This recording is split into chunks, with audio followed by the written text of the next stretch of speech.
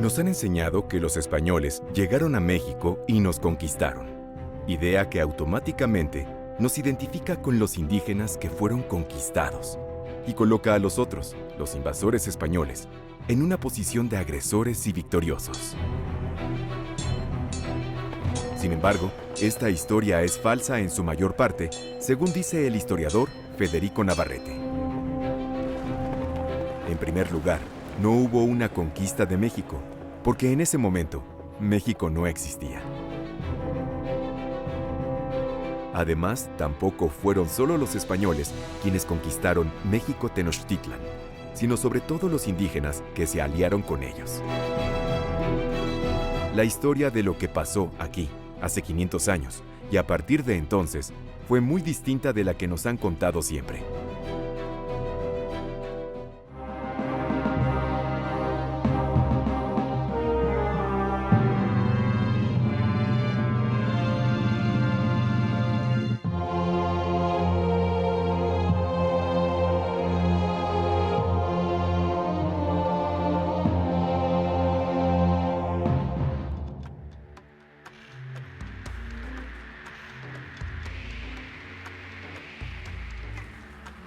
La historia de la conquista empieza a principios de 1519, cuando una expedición española, la tercera que se hacía, llegó a playas de lo que hoy es México en barcos desde Cuba.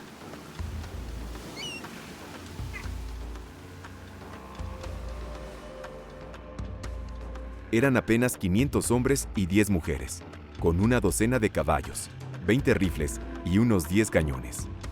Venían buscando oro y secuestrar personas para venderlas como esclavos. Su capitán, Hernán Cortés, y sus hombres querían adueñarse de estas tierras a nombre del rey de España y de su religión católica, convencidos de que tenían derecho de dominar a otros hombres y de que su rey mandara sobre todas las tierras que descubrieran, en especial sobre lo que hoy es México. Pero en 1519, nuestras tierras no constituían un país ni se llamaban México. Era un mundo inmenso y variado, que hoy se designa como Mesoamérica, y que abarcaba la región sur y central de nuestro país y el norte de América Central, con millones de habitantes en centenas de pueblos, muchos idiomas y linajes y clanes. La mayoría eran campesinos. También había grandes ciudades con mercados y numerosos templos, y la creencia en variados dioses y ritos. El pueblo más poderoso de la zona era el de los mexicas, que había conquistado a muchos otros, les cobraba tributos y les exigía apoyo militar para nuevas conquistas. Sin embargo, los españoles los iban a derrotar en lo que llamamos la conquista de México.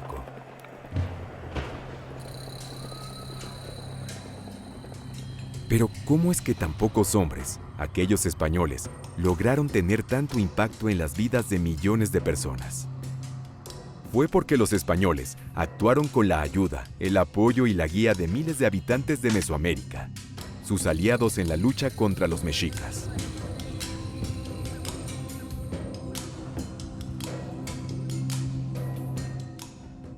Las mujeres de estas tierras también favorecieron a los españoles. Esclavas que les fueron regaladas, o hijas y hermanas de los aliados dadas a ellos como esposas y con quienes tuvieron hijos, entre ellas Malintzin.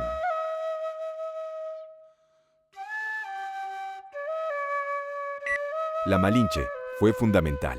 Hija de gobernante, hablaba varias lenguas indígenas, como el maya y el náhuatl. Pronto aprendió español y se convirtió en la traductora de Hernán Cortés durante los 2 años que duró la conquista. No solo tradujo del náhuatl, además encontró e inventó equivalencias entre las ideas que se tenían sobre los gobernantes y los dioses de los dos mundos. Fue gracias a ella que se pudo dar el entendimiento entre unos y otros. Desde la llegada de los expedicionarios españoles a las costas del actual estado de Veracruz, en abril de 1519, fueron recibidos por enviados de Moctezuma, el Tlatoani o rey de México Tenochtitlan, y cabeza del imperio más poderoso del centro de Mesoamérica. Quería indagar qué tipo de seres eran, dioses o humanos, ¿Seres inofensivos o peligrosos? Junto con sus aliados de Texcoco y Tacuba, los mexicas habían conquistado militarmente muchos pueblos y ciudades, pero no mandaban sobre ellos. Cada uno tenía su propio gobierno y territorio, y manejaba sus propios asuntos. Cortés identificó a los mexicas como sus enemigos, y vio que muchos pueblos tenían rivalidades políticas con ellos, pues no les gustaba pagarles tributos ni obedecerlos. Así, centró su estrategia en cultivar alianzas con los rivales de los mexicas. ¿Quiénes fueron los aliados de los españoles? Entre otros, el gobernante de Zempoala, reino más cercano a la Villa Rica de la Veracruz, recién fundada por los españoles, quien los invitó a vivir en su ciudad. Era enemigo de los mexicas y quería dirigir a los españoles en su contra. Hernán Cortés consiguió mapas de Tenochtitlan, la capital que soñaba conquistar, y salió hacia allá con 300 expedicionarios españoles y cerca de 3,000 mesoamericanos, incluida Malintzin, y 1,500 guerreros de Zempoala. Muy pronto, después de varios días de violentos ataques contra Tlaxcala, Cortés logró que los tlaxcaltecas, los enemigos más poderosos de los mexicas, también se aliaran a sus fuerzas para luchar contra sus rivales comunes. Más adelante, en Cholula, los expedicionarios y sus aliados masacraron a miles de personas, quemaron el templo de Quetzalcóatl y asesinaron a sus sacerdotes, incitados por un supuesto ataque a traición de Moctezuma. Enterado de esto, Moctezuma recibió a Cortés y a sus seguidores cuando finalmente llegaron a México Tenochtitlan, en noviembre de 1519. Quería impedir a toda costa que sometieran su ciudad a la violencia de Tlaxcala y Cholula, así que lo hospedó con todo lujo en un palacio que estuvo ubicado aquí, y trató de satisfacer sus demandas, pensando en atraparlo y vencerlo después. Por su parte, Cortés creyó que Moctezuma se había rendido ante él y se había sometido a la autoridad del rey de España.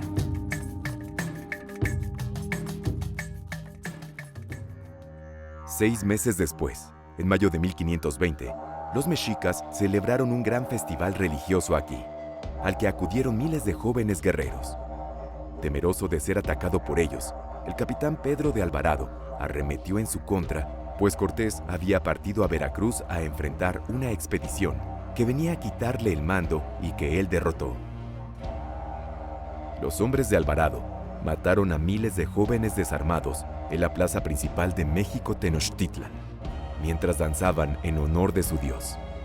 Aquella masacre atroz hoy se conoce como la Matanza del Templo Mayor. Cortés regresó a la ciudad con 1,000 expedicionarios más para encontrar que los mexicas ya estaban en guerra contra los españoles y sus aliados, y bajo riesgo de ser sitiados, decidieron huir todos a escondidas durante una noche de julio de 1520. Pero los mexicas los descubrieron, mataron a más de 2/3 partes de las fuerzas de Cortés y expulsaron a sus enemigos de la gran ciudad. Los españoles llamaron a aquella la Noche Triste. Además, el mortífero virus de la viruela, que ellos habían traído a estas tierras y contra el que los indígenas no tenían defensas, arrasó con miles de los pobladores de Mesoamérica. Algunos historiadores señalan que aproximadamente 1 de cada 4 personas murieron a causa de esta epidemia en pocos meses. En enero de 1521, los adversarios de los mexicas, que ya se habían recuperado, volvieron al Valle de México y lograron que Texcoco se pasara de su lado. Era la segunda ciudad más poderosa de la región y antes gran aliada de los mexicas. Casi todos sus antiguos tributarios los abandonaron y se unieron a los españoles, que los tenían rodeados y les cortaron su única fuente de agua, el acueducto de Chapultepec. El sitio y toma de México Tenochtitlan duró 90 días y provocó la destrucción casi total de la ciudad y la muerte de millares de sus habitantes. El 13 de agosto de 1521, el nuevo tlatoani Cuauhtémoc trató de huir y fue capturado, lo que constituyó la derrota definitiva de los mexicas, lo que se da en llamar la conquista de México.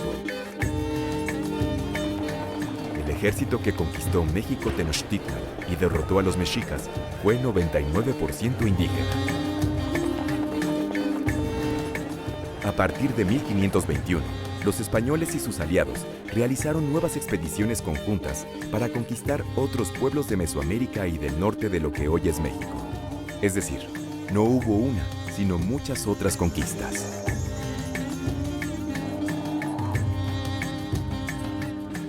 Mesoamericanos y españoles crearon una nueva entidad política que los últimos llamaron Nueva España, mucho más extensa que el Imperio Mexica, sometida al Imperio Español.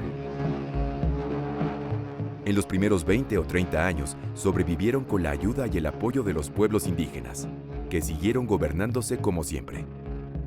Pero más tarde, los españoles les impusieron sus leyes y costumbres, sus formas de gobierno, su religión y su idioma. Sin embargo, hubo muchos pueblos que no fueron dominados en las primeras conquistas, y algunos que se han resistido a hacerlo hasta el día de hoy, 500 años después, pues todavía defienden su territorio y su autonomía, es decir, su capacidad de gobernarse a sí mismos. El régimen colonial de la Nueva España siempre favoreció a los conquistadores españoles y a sus descendientes, los criollos. Y en el momento de la independencia, en 1821, fueron los criollos los que tomaron el poder. Eran una pequeña minoría, el 10% de la población, que impuso sus ideas sobre cómo debía ser el nuevo país y obligó al 90% de la población a obedecerlos. La nueva nación mexicana despojó a muchas comunidades indígenas de sus territorios y se los dio a propietarios criollos y extranjeros que fundaron extensas haciendas y fincas. Los indígenas fueron obligados a trabajar en las tierras que habían sido suyas, muchas veces sin recibir pago, lo que llevó a grandes rebeliones campesinas e indígenas por toda la nación. Muchas de las injusticias y violencias que el gobierno colonial español cometió contra los indígenas y los afromexicanos continuaron y se profundizaron durante los gobiernos del México independiente.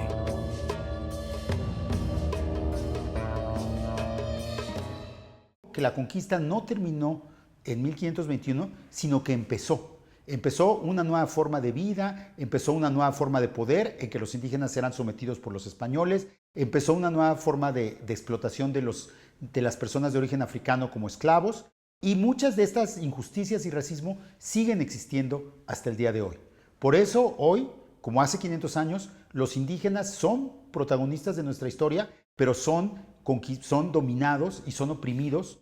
Y por eso también es necesario que conozcamos bien esta historia para terminar con las injusticias de los últimos 500 años.